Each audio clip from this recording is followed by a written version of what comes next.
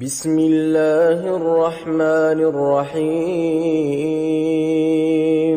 أتل ما أوحي إليك من الكتاب وأقم الصلاة إن الصلاة تنهى عن الفحشاء والمنكر ولذكر الله أكبر والله يعلم ما تصنعون ولا تجادلوا أهل الكتاب إلا بالتي هي أحسن إلا الذين ظلموا منهم وقولوا آمنا بالذي أنزل إلينا وأنزل إليكم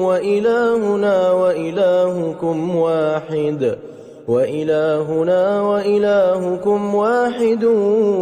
ونحن له مسلمون وكذلك أنزلنا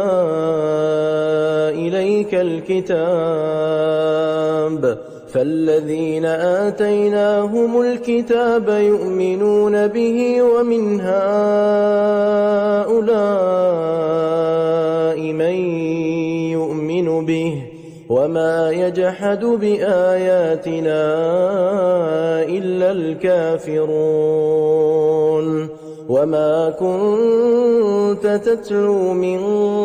قبله من كتاب ولا تخطه بيمينك إذا لارتاب المبطلون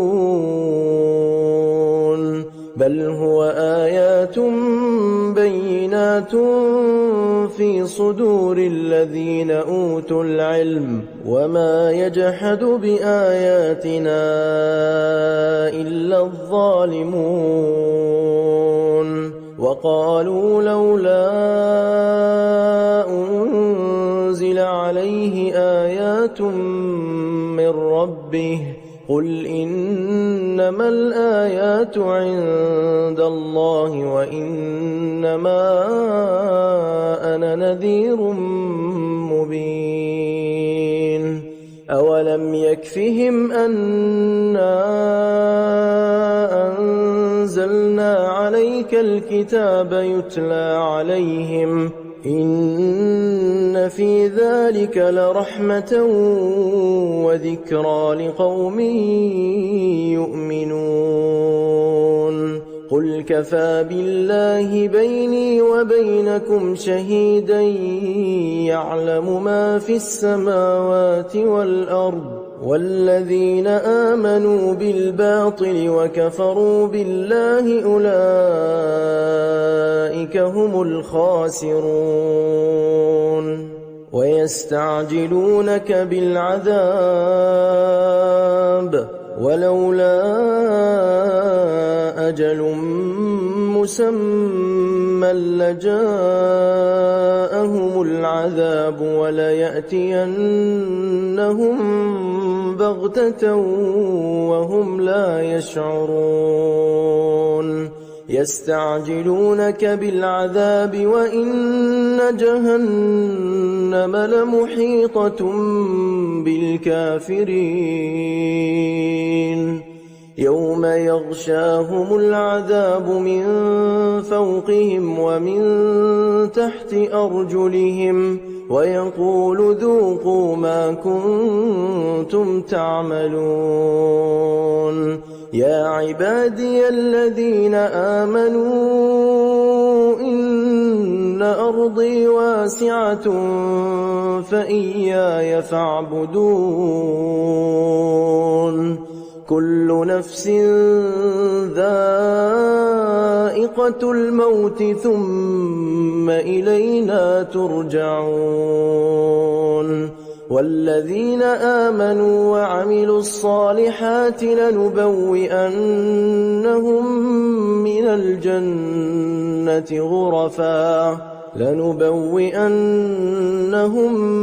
من الجنة غرفا تجري من تحتها الأنهار خالدين فيها نعم أجر العاملين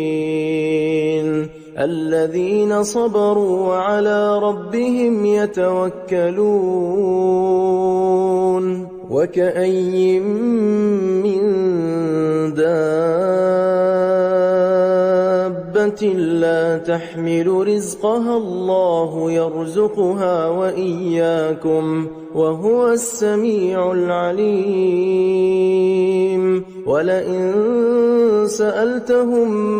من خلق السماوات والأرض وسخر الشمس والقمر ليقولن الله فأنى يؤفكون الله يبسط الرزق لمن يشاء من عباده ويقدر له إن الله بكل شيء عليم ولئن سألتهم من نزل من السماء ماء فأحيا به الأرض من بعد موتها ليقولن الله قل الحمد لله بل أكثرهم لا يعقلون وما هذه الحياة الدنيا إلا لهو ولعب وإن الدار الآخرة لهي الحيوان لو كانوا يعلمون فإذا ركبوا في الفلك دعوا الله مخلصين له الدين فلما نجاهم إلى البر إذا هم يشركون ليكفروا بما آتيناهم وليتمتعوا فسوف يعلمون أولم يروا أنا جعلنا حرما آمنا ويتخطف الناس من حولهم أفبالباطل يؤمنون وبنعمة الله يكفرون ومن أظلم ممن افترى على الله كذبا أو كذب بالحق لما جاءه أليس في جهنم مثوى للكافرين والذين جاهدوا فينا لنهدينهم سبلنا وإن الله لمع المحسنين بسم الله الرحمن الرحيم ألف لام ميم غلبت الروم في أدنى الأرض وهم من بعد غلبهم سيغلبون في بضع سنين لله الأمر من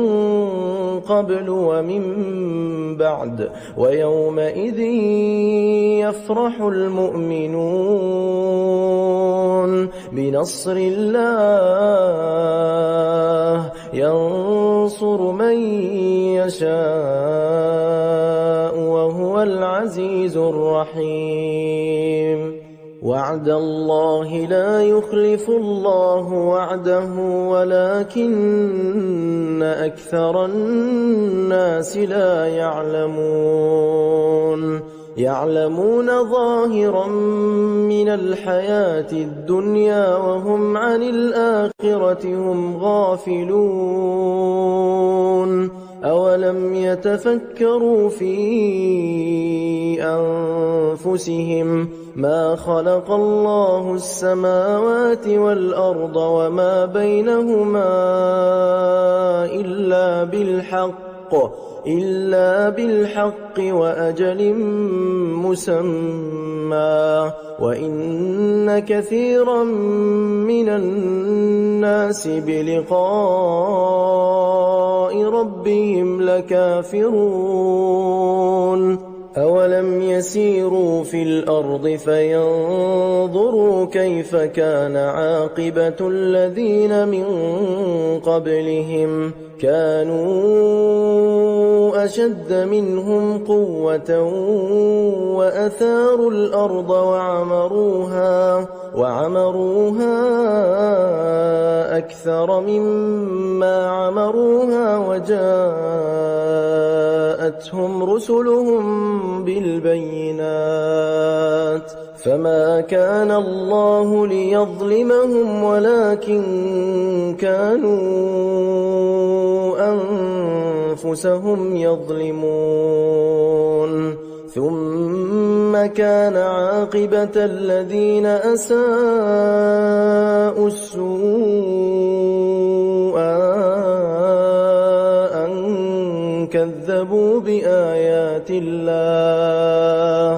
أن كذبوا بآيات الله وكانوا بها يستهزئون الله يبدأ الخلق ثم يعيده ثم إليه ترجعون ويوم تقوم الساعة يبلس المجرمون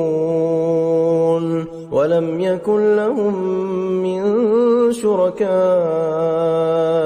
شفعاء وكانوا بشركائهم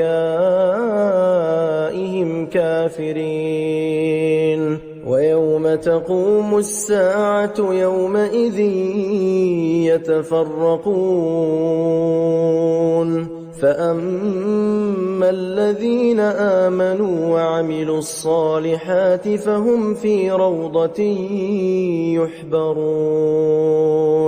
وأما الذين كفروا وكذبوا بآياتنا ولقاء الآخرة فأولئك في العذاب محضرون فسبحان الله حين تمسون وحين تصبحون وله الحمد في السماوات والأرض وعشيا وحين تظهرون يخرج الحي من الميت ويخرج الميت من الحي ويحيي الأرض بعد موتها وكذلك تخرجون ومن آياته أن خلقكم من تراب ثم إذا أنتم بشر تنتشرون ومن آياته أن خلق لكم من أنفسكم أزواجا لتسكنوا إليها وجعل بينكم مودة ورحمة إن في ذلك لآيات لقوم يتفكرون ومن آياته خلق السماوات والأرض واختلاف ألسنتكم وألوانكم إن في ذلك لآيات للعالمين ومن آياته منامكم بالليل والنهار وابتغاؤكم من فضله إن في ذلك لآيات لقوم يسمعون ومن آياته يريكم البرق خوفا وطمعا وينزل من السماء ماء فيحيي به الأرض بعد موتها إن في ذلك لآيات لقوم يعقلون ومن آياته أن تقوم السماء والأرض بأمره ثم إذا دعاكم دعوة من الأرض إذا أنتم تخرجون وله من في السماوات والأرض كل له قانتون وهو الذي يبدأ الخلق ثم يعيده وهو أهون عليه وله المثل الأعلى في السماوات والأرض وهو العزيز الحكيم ضرب لكم مثلا من أنفسكم هل لكم مما ملكت أيمانكم من شركاء فيما رزقناكم فأنتم فيه سواء تخافونهم كخيفتكم أنفسكم كذلك نفصل الآيات لقوم يعقلون بل اتبع الذين ظلموا أهواءهم بغير علم فمن يهدي من أضل الله وما لهم من ناصرين فأقم وجهك للدين حنيفا فطرة الله التي فطر الناس عليها لا تبديل لخلق الله ذلك الدين القيم ولكن أكثر الناس لا يعلمون منيبين إليه واتقوه وأقيموا الصلاة ولا تكونوا من المشركين من الذين فرقوا دينهم وكانوا شيعا كل حزب بما لديهم فرحون وإذا مس الناس ضر دعوا ربهم منيبين إليه ثم إذا أذاقهم منه رحمة إذا فريق منهم بربهم يشركون ليكفروا بما آتيناهم فتمتعوا فسوف تعلمون أم أنزلنا عليهم سلطانا فهو يتكلم بما كانوا به يشركون وإذا أذقنا الناس رحمة فرحوا بها وإن تصبهم سيئة بما قدمت أيديهم إذا هم يقنطون أولم يروا أن الله يبسط الرزق لمن يشاء ويقدر إن في ذلك لآيات لقوم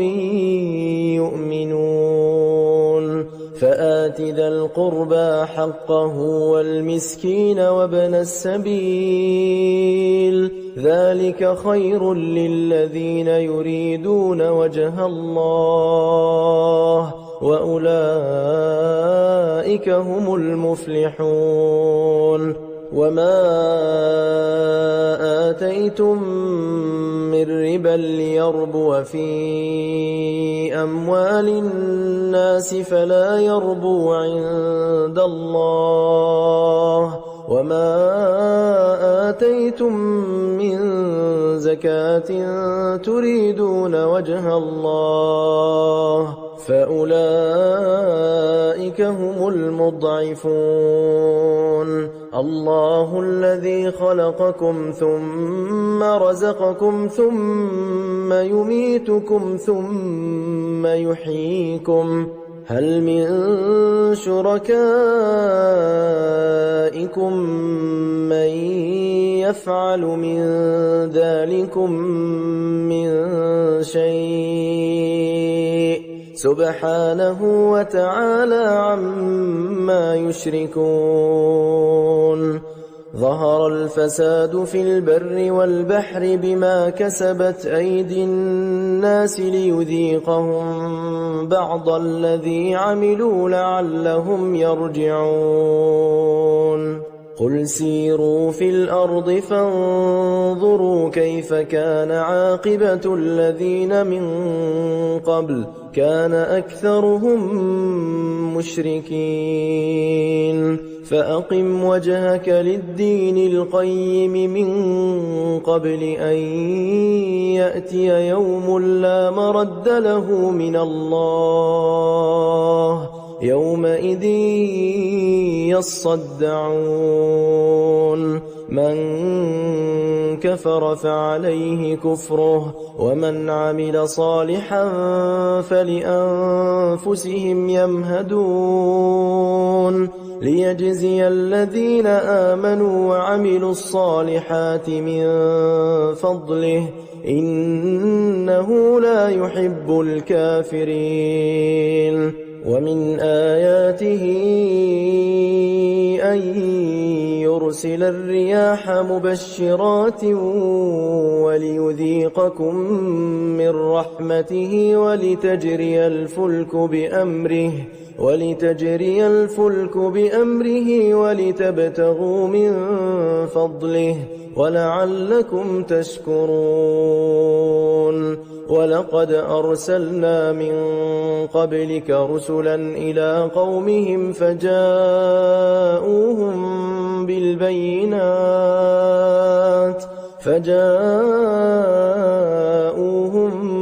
بالبينات فانتقمنا من الذين أجرموا، وكان حقا علينا نصر المؤمنين. الله الذي يرسل الرياح فتثير سحابا فيبسطه في السماء كيف يشاء ويجعله كسفا فترى الودق يخرج من خلاله، فإذا أصاب به من يشاء من عباده إذا هم يستبشرون. وإن كانوا من قبل أن ينزل عليهم من قبله لمبلسين. فانظر إلى آثار رحمة الله كيف يحيي الأرض بعد موتها، إن ذلك لمحيي الموتى وهو على كل شيء قدير. ولئن أرسلنا ريحا فرأوه مصفرا لظلوا من بعده يكفرون. فإنك لا تسمع الموتى ولا تسمع الصم الدعاء إذا ولوا مدبرين. وما أنت بهاد العمي عن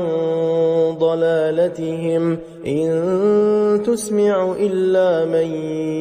يؤمن بآياتنا فهم مسلمون. الله الذي خلقكم من ضعف ثم جعل من بعد ضعف قوة ثم جعل من بعد قوة ضعفا وشيبة، يخلق ما يشاء وهو العليم القدير ويوم تقوم الساعة يقسم المجرمون ما لبثوا غير ساعة كذلك كانوا يؤفكون وقال الذين أوتوا العلم والإيمان لقد لبثتم في كتاب الله إلى يوم البعث فهذا يوم البعث ولكنكم كنتم لا تعلمون فيومئذ لا ينفع الذين ظلموا معذرتهم ولا هم يستعتبون ولقد ضربنا للناس في هذا القرآن من كل مثل ولئن جئتهم بآية ليقولن الذين كفروا إن أنتم إلا مبطلون كذلك يطبع الله على قلوب الذين لا يعلمون فاصبر إن وعد الله حق ولا يستخفنك الذين لا يوقنون بسم الله الرحمن الرحيم ألف لام ميم تلك آيات الكتاب الحكيم هدى ورحمة للمحسنين الذين يقيمون الصلاة ويؤتون الزكاة وهم بالآخرة هم يوقنون أولئك على هدى من ربهم وأولئك هم المفلحون ومن الناس من يشتري لهو الحديث ليضل عن سبيل الله بغير علم ويتخذها هزوا أولئك لهم عذاب مهين وإذا تتلى عليه آياتنا ولى مستكبرا كأن لم يسمعها كأن في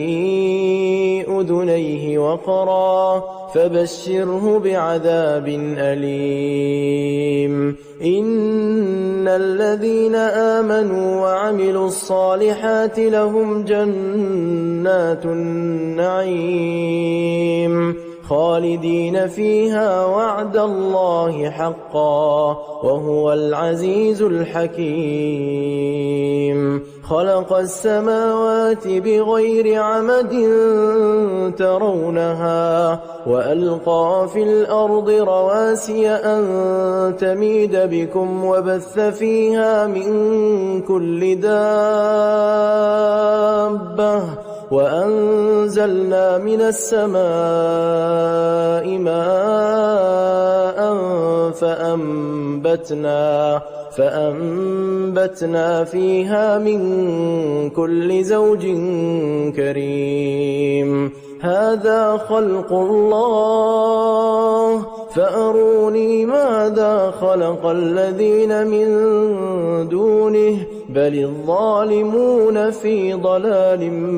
مبين ولقد آتينا لقمان الحكمة أن اشكر لله ومن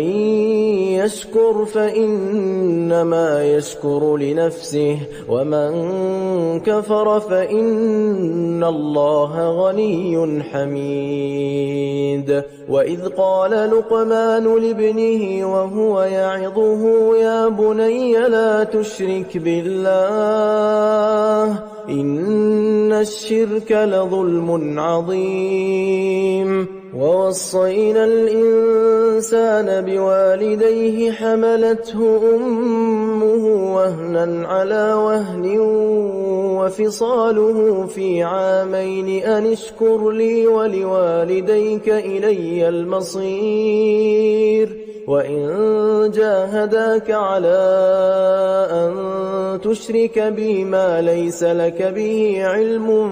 فلا تطعهما وصاحبهما في الدنيا معروفا واتبع سبيل من أناب إلي ثم إلي مرجعكم فأنبئكم بما كنتم تعملون يا بني إنها إن تك مثقال حبة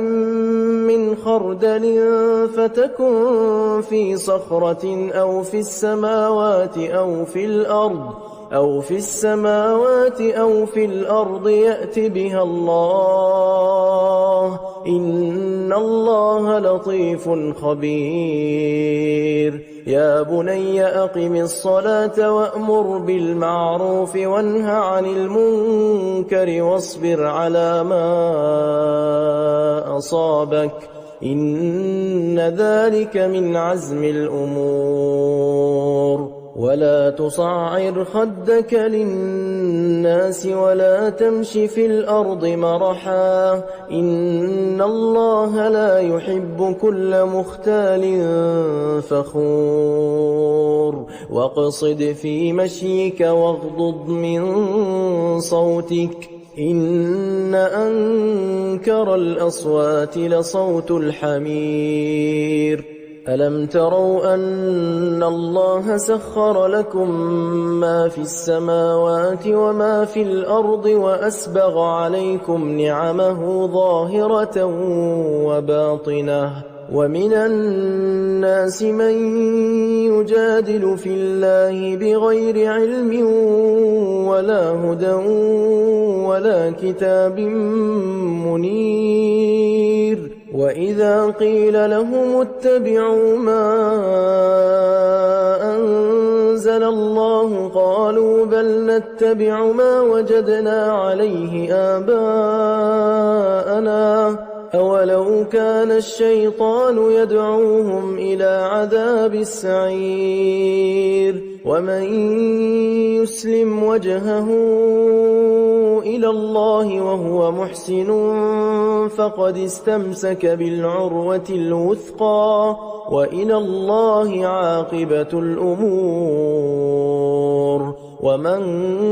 كفر فلا يحزنك كفره إلينا مرجعهم فننبئهم بما عملوا إن الله عليم بذات الصدور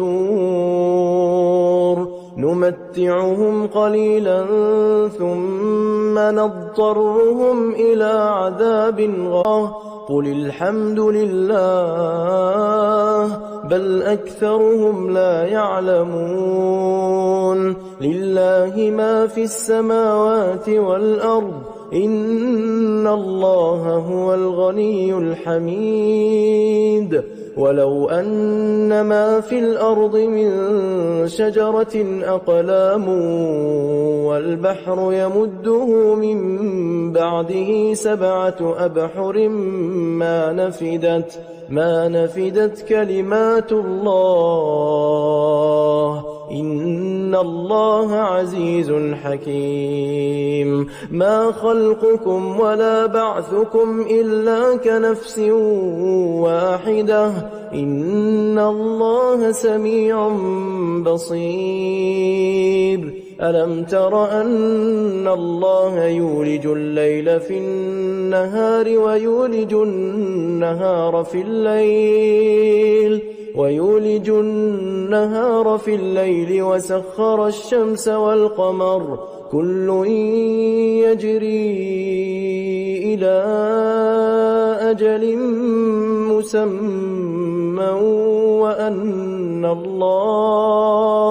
وأن الله بما تعملون خبير ذلك بأن الله هو الحق وأن ما يدعون من دونه الباطل وأن الله هو العلي الكبير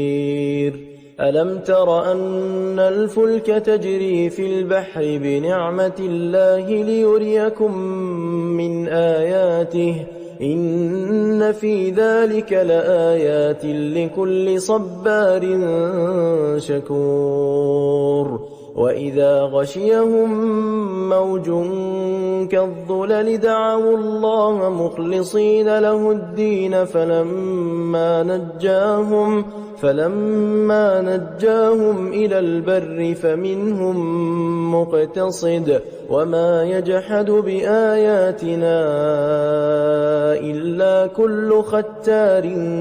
كفور يا أيها الناس اتقوا ربكم واخشوا يوما لا يجزي والد عن ولده ولا مولود هو جاز عن والده شيئا إن وعد الله حق فلا تغرنكم الحياة الدنيا ولا يغرنكم بالله الغرور إن الله عنده علم الساعة وينزل الغيث ويعلم ما في الأرحام وما تدري نفس ماذا تكسب غدا وما تدري نفس بأي أرض تموت إن الله عليم خبير بسم الله الرحمن الرحيم ألف لام ميم تنزيل الكتاب لا ريب فيه من رب العالمين أم يقولون افتراه بل هو الحق من ربك لتنذر قوما ما أتاهم من نذير من قبلك لعلهم يهتدون الله الذي خلق السماوات والأرض وما بينهما في 6 أيام ثم استوى على العرش ما لكم من دونه من ولي ولا شفيع أفلا تتذكرون يدبر الأمر من السماء إلى الأرض ثم يعرج إليه في يوم كان مقداره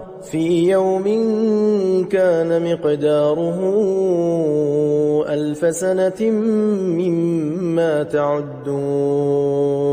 ذلك عالم الغيب والشهادة العزيز الرحيم الذي أحسن كل شيء خلقه وبدأ خلق الإنسان من طين ثم جعل نسله من سلالة من ماء مهين ثم سواه ونفخ فيه من روحه وجعل لكم السمع والأبصار والأفئدة قليلا ما تشكرون وقالوا أئذا ضللنا في الأرض أئنا لفي خلق جديد بل هم بلقاء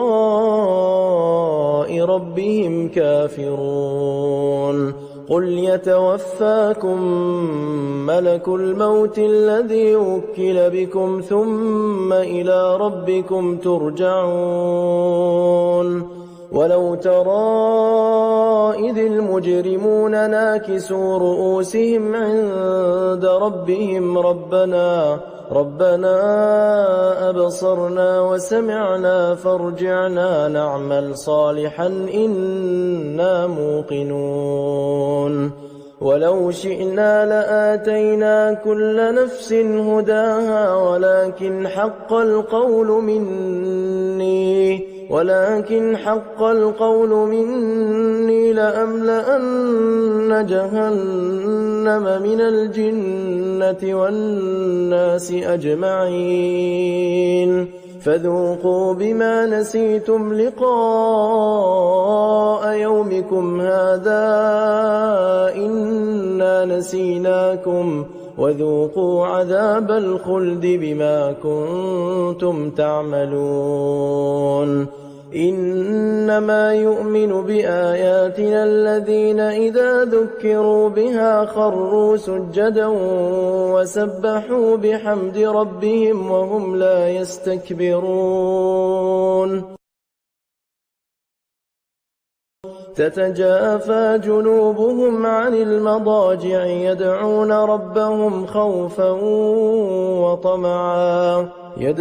ربهم خوفا وطمعا ومما رزقناهم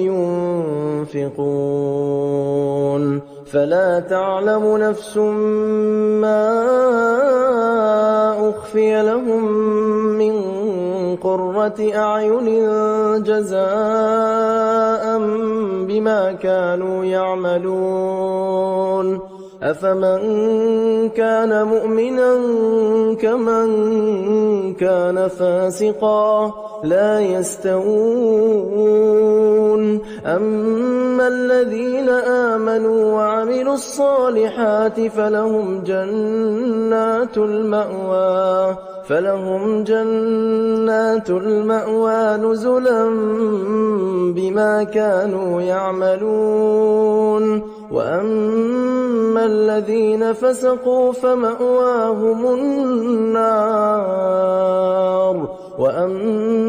الذين فسقوا فمأواهم النار كلما أرادوا أن يخرجوا منها أعيدوا فيها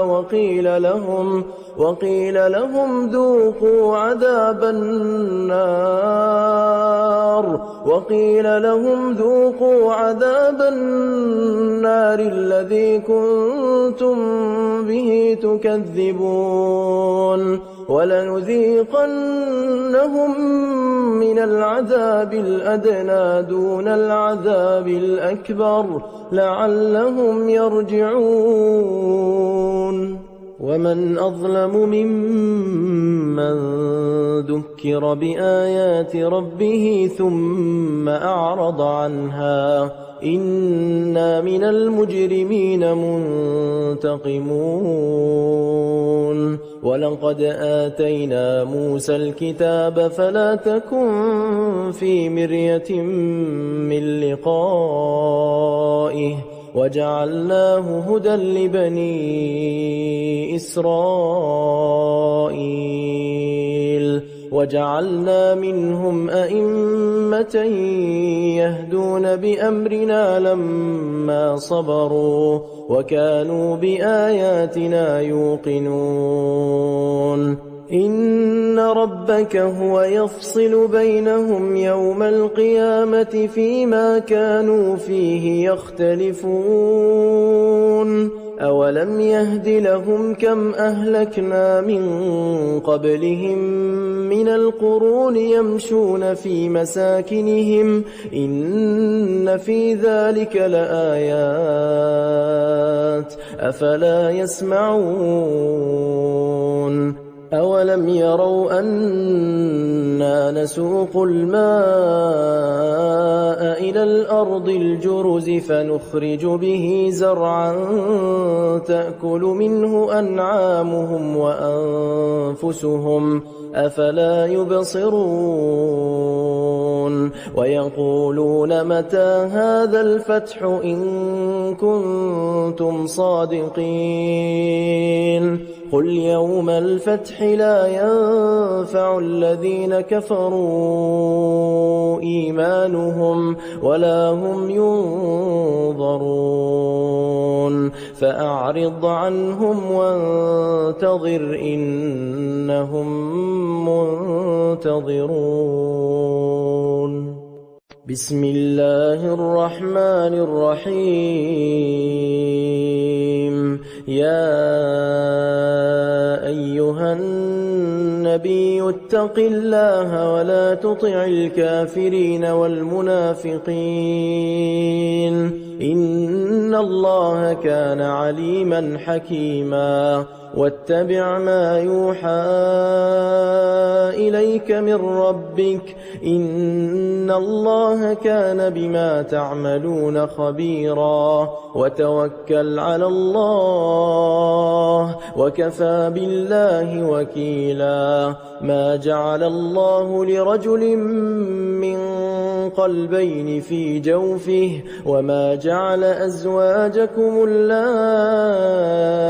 تظاهرون منهن أمهاتكم وما جعل أدعياءكم أبناءكم ذلكم قولكم بأفواهكم والله يقول الحق وهو يهدي السبيل ادعوهم لآبائهم هو أقسط عند الله فإن لم تعلموا آباءهم فإخوانكم في الدين ومواليكم وليس عليكم جناح فيما أخطأتم به ولكن ما تعمدت قلوبكم وكان الله غفورا رحيما النبي أولى بالمؤمنين من أنفسهم وأزواجه أمهاتهم وأولو الأرحام بعضهم أولى ببعض في كتاب الله من المؤمنين والمهاجرين إلا أن تفعلوا إلى أوليائكم معروفا كان ذلك في الكتاب مسطورا وإذ أخذنا من النبيين ميثاقهم ومنك ومن نوح وإبراهيم وموسى وعيسى بن مريم وأخذنا منهم ميثاقا غليظا ليسأل الصادقين عن صدقهم وأعد للكافرين عذابا أليما يا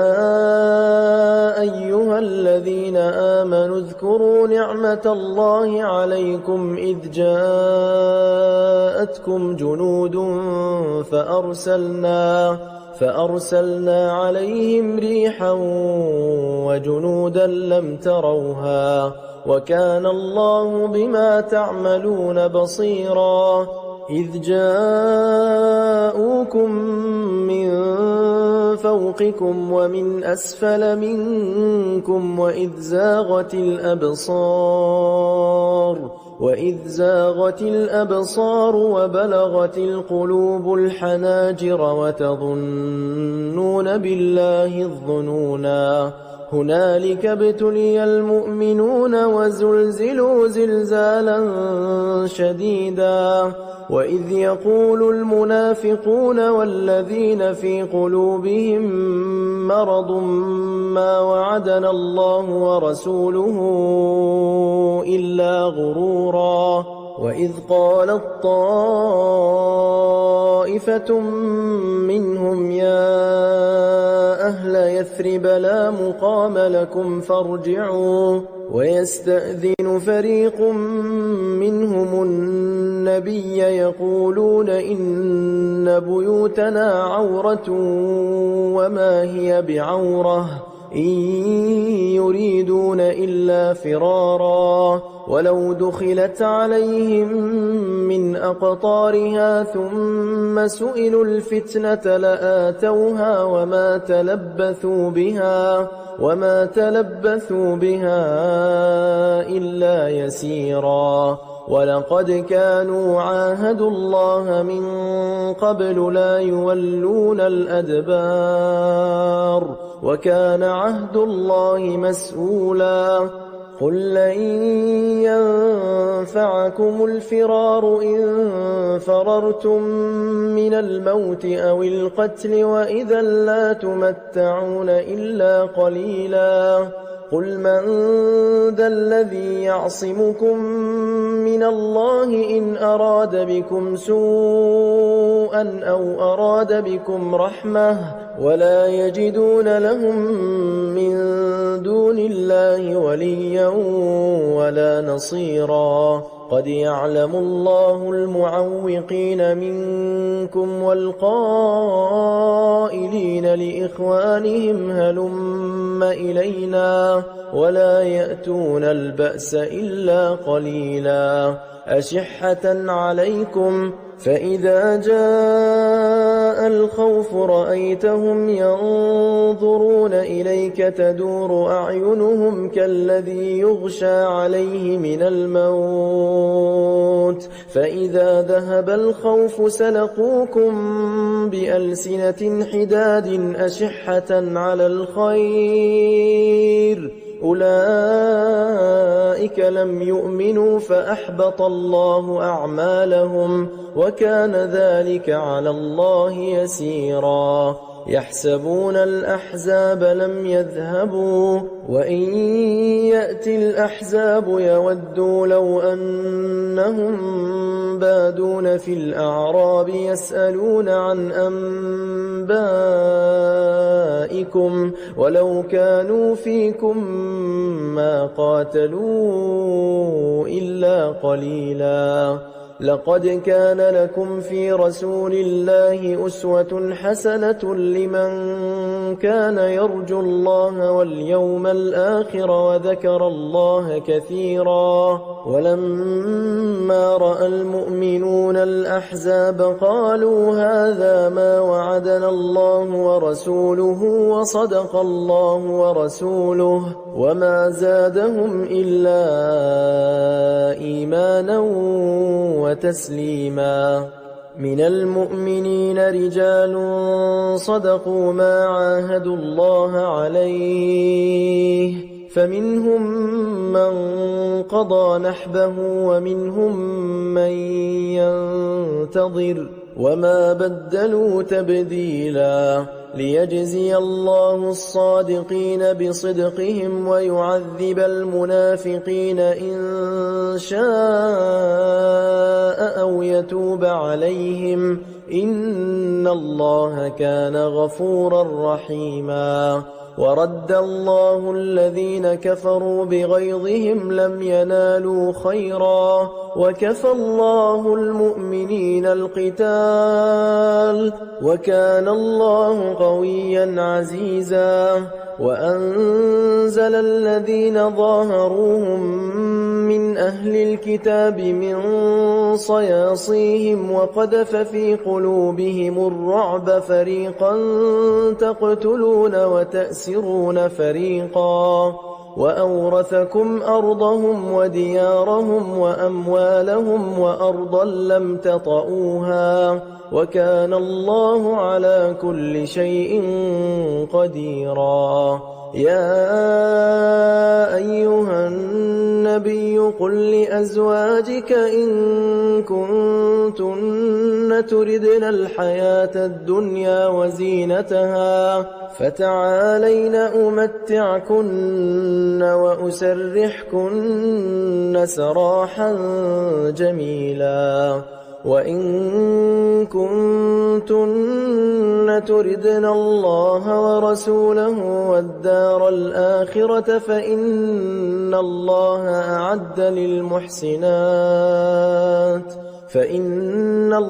أعد للمحسنات منكن أجرا عظيما. يا نساء النبي من يأت منكن بفاحشة مبينة يضاعف لها العذاب ضعفين وكان ذلك على الله يسيرا.